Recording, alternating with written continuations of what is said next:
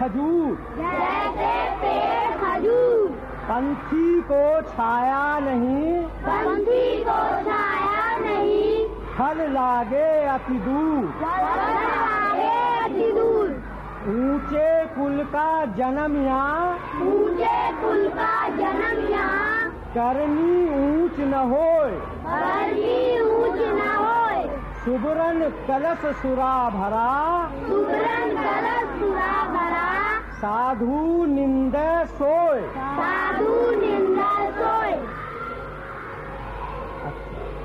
बुरा जो देखन मैं चला, बुरा जो देखन मैं चला, बुरा न मिलिया कोई, बुरा न मिलिया कोई।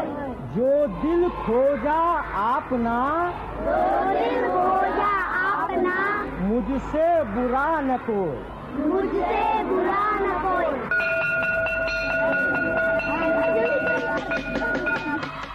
आज का पाठ यहीं समाप्त होता है। इन दोनों को घर से याद करके आना कल।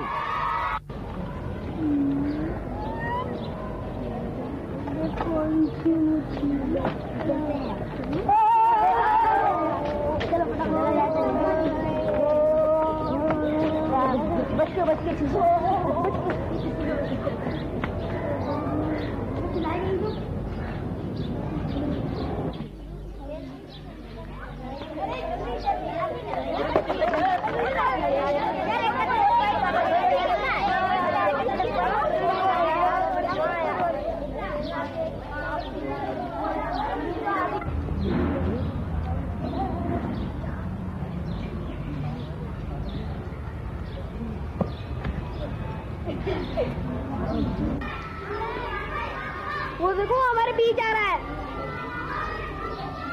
तुम किसी दूसरी जगह जाकर खाना खाओ। मेरी माँ कहती है तुम अछूत हो, हम तुम्हारे साथ खाना नहीं खाएंगे। जरा नॉर्मल खाना खाना।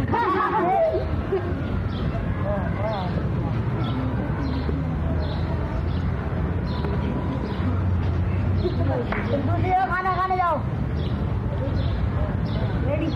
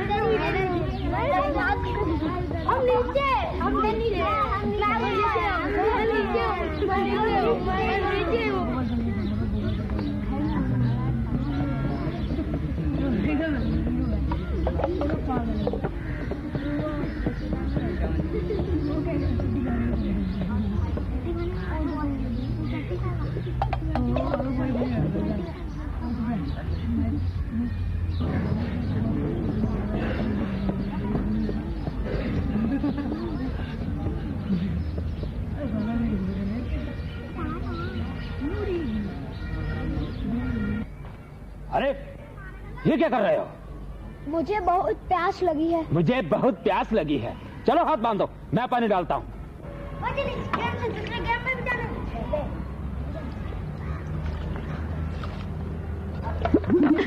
मुझे बहुत प्यास लगी है।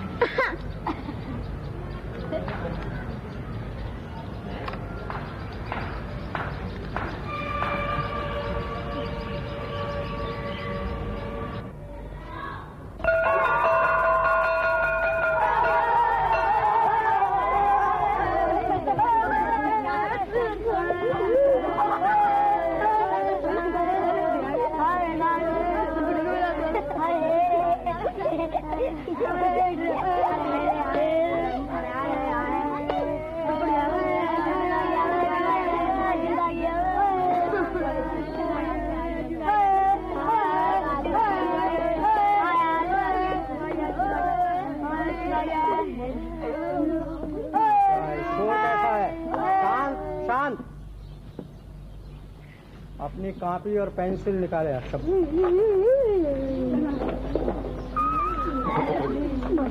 शोर नहीं करना है।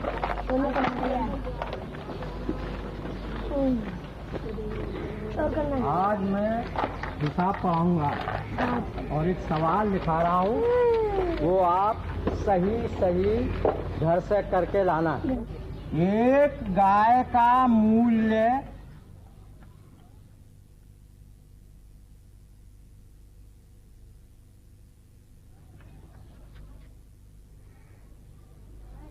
50। तुम किसी दूसरी जगह जाकर खाना खाओ, हम तुम्हारे साथ खाना नहीं खाएंगे।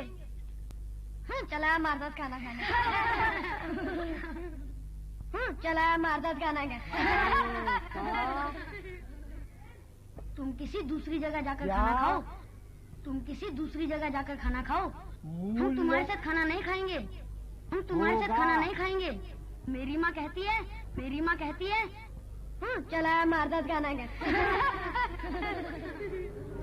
उतार लिया सबने? ठीक।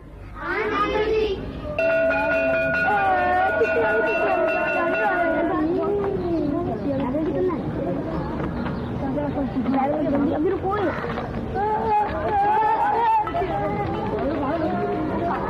पूरी कर दी। गंगोत्री हिमालय में एक हिम नदी है। यहाँ मैं एक नाले के समान हूँ। पहाड़ी यात्रा में मुझे बड़ा आनंद आता है। हंसते क्यों हैं? हंसा करते हैं नहीं? चलो बैठो।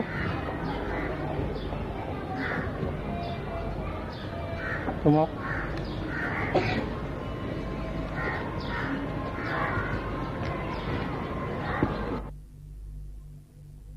ये चट्टानें टूटकर और आपस में रगड़ खाकर रेत और बुलाई मिट्टी का रूप धारण कर लेती हैं। शाबाश।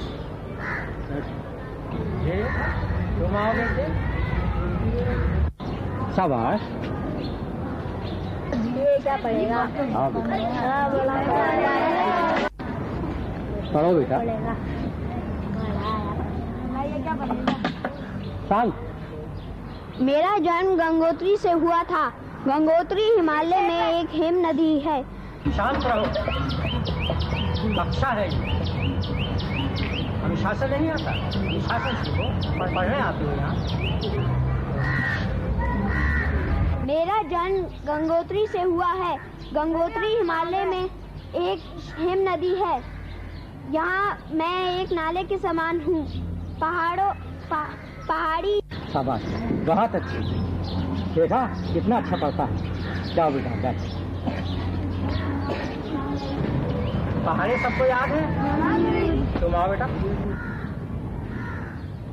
सुनाओ। 7 एकम 7, 7 दूनी 14, 7 तिया 21, 7 चौक 28, 7 पंजे 33, 7 छंग। 7 छिक 42, शाबाश। 7 सत्तू 49, 7 अट्ठा 56, 7 नीम 63, 7 धाम 70। शाबाश।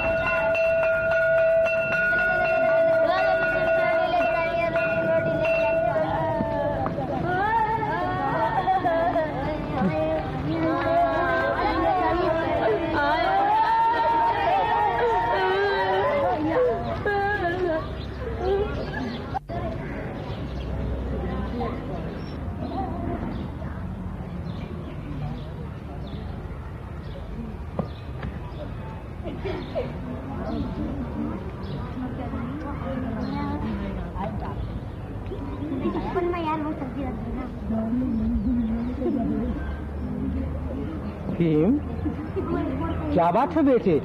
सब बच्चे खाना खा रहे हैं, तुम्हें भूख नहीं लगी? अरे तुम रो रहे हो बेटा, क्या बात है? क्यों? गुरुजी, मैं अछूत हूँ ना गुरुजी। मैं इन बच्चों के साथ खाना नहीं खा सकता ना गुरुजी। अरे नहीं नहीं नहीं बेटे, तुम निराश मत हो। आओ चलो मेरे साथ खाना खाओ। आओ चलो।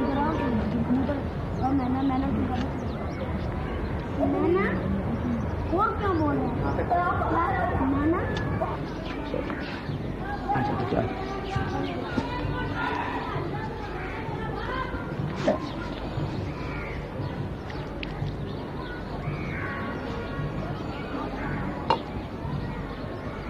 अरे बेटा तुम बैठो, खोलो ना, खाना निकालो।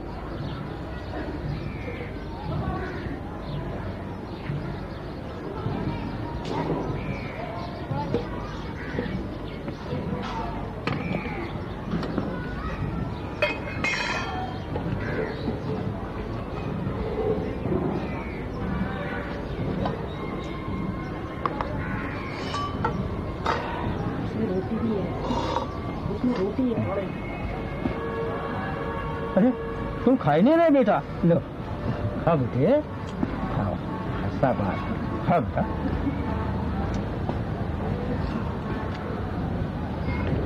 बेटा भीम, आज से तुम अपना ध्यान सब बातों से हटाकर पढ़ाई की ओर लगाओ बेटा, और इतना पढ़ो कि इन सब बच्चों से आगे निकल जाओ। जी गुरुजी। आज से तुम्हारा नाम भीमराव अंबेडकर हुआ। ये घटना बालक भीमराव के बचपन की है, जिसे अपने गुरु के प्रसाद के रूप में अपने गुरु का नाम अंबेडकर मिला।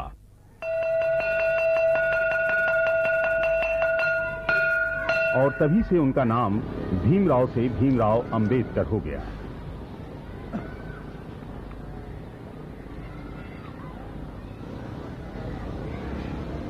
लोगों के पानी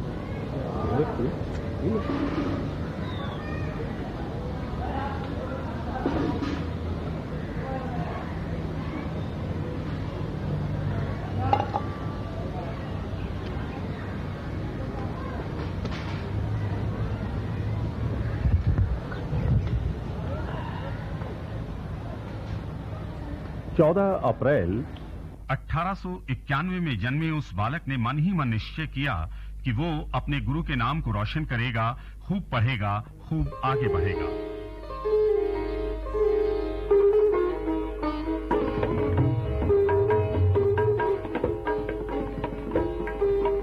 अपने निश्चय का धनी वो बालक सच में बहुत ऊंचा उठा और बड़ा होने पर वो भीमराव अंबेडकर के नाम से जाना गया। भीमराव अंबेडकर अपनी लगन, दृढ़ इच्छा शक्ति के कारण आगे ही आगे बढ़ते रहे और सफलता उनके कदम चूमती रही।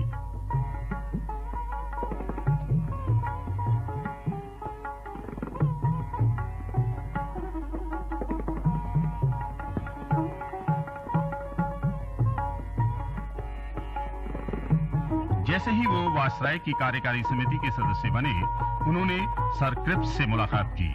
इस भेंट में उन्होंने क्रिप्स द्वारा दिए गए सुझावों का विरोध किया और उनसे दलित वर्ग के हितों के लिए अलग से प्रस्ताव बनाने की मांग की। उनकी सफलता का अगला कदम था कानून मंत्री का पद ग्रहण करना। उन्होंने भारत के पहले कानून मंत्री के रूप में राष्ट्रपति डॉक्टर राजेंद्र प्रसाद, प्रधानमंत्री श्री जवाहरलाल नेहरू के सामने शपथ ली। उनकी विद्वता और योग्यता के कारण उन्हें देश का संविधान बनाने की जिम्मेदारी सौंपी गई। उन्होंने देश के उस संविधान पर हस्ताक्षर किए जिसका आधार था समानता, स्वतंत्रता, भाईचारे की भावना और न्याय। पिछड़ी जाति के लोगों को न्याय दिलाने और उन्हें ऊपर उठाने के लिए वो हमेशा कोशिश करते रहे। दलित वर्ग को समान अधिकार दिलाने के लिए उन्होंने हिंदू कोड बिल प्रस्तुत किया। वो मानते थे कि न्याय पाने के लिए शिक्षा बहुत जरूरी है। उन्होंने उन्नति के मूल मंत्र के रूप में शिक्षा को जाना था और वो जीवन भर अध्ययन करते रहे। पुस्तकों से उन्हें बहुत लगाव था, साथ ही उन्हें लगाव था लोगों को समान अधिकार दिलाने का, उचित न्याय दिलाने का। इसी आधार पर उन्होंने भारत के संविधान की रचना की थी। डॉक्टर भीमराव अंबेडकर जीवन भर उन लोगों को न्याय व समान अधिकार दिलाने के लिए जूझते रहे जो दलित थे, पीड़ित थे। इस महान यज्ञ को पूरा कर उन्होंने 6 दिसंबर सन 1956 के दिन बंबई में सदा के लिए आंखें मूंद ली। लेकिन अपने महान कार्यों के कारण वो इतने ऊंचे हो गए हैं कि संसद भवन में खड़ी उनकी ये मूर्ति हमें आज भी उनकी याद दिलाती है। आज भी उनके जन्मदिन के अवसर पर सभी वर्गों के लोग उन्हें श्रद्धांजलि देते हैं। हमारा राष्ट्र और ये दलित समाज उन्हें श्रद्धांजलि देते हैं बौद्ध भिक्षुक भी। डॉक्टर अंबेडकर हमेशा बौद्ध धर्म से प्रभावित रहे और मृत्यु से पूर्व उन्होंने बौद्ध धर्म ग्रहण भी कर लिया था।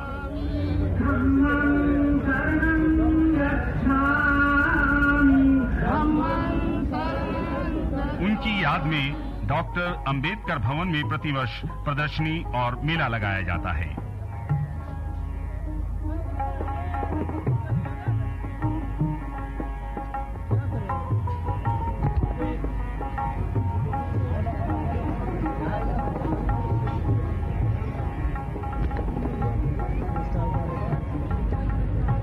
इस मेले में डॉक्टर अंबेडकर के जीवन की झलकियां चित्रों द्वारा दिखाई जाती है।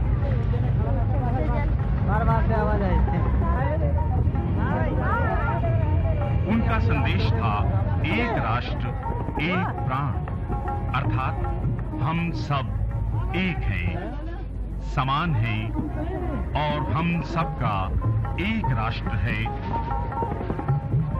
वो है भारत।